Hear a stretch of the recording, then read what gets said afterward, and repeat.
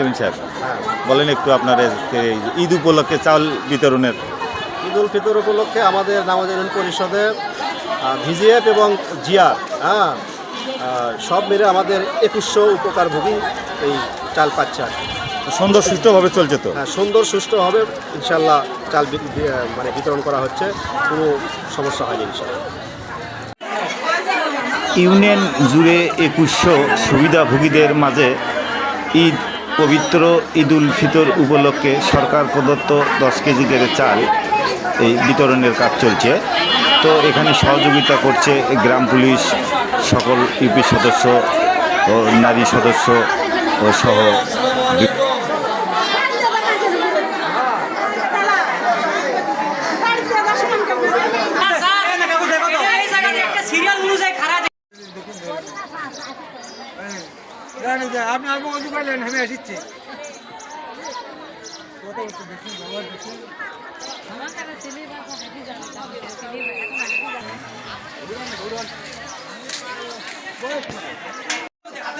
Anwar Hossain, নামুজা union পরিষদ, বগুড়া থেকে।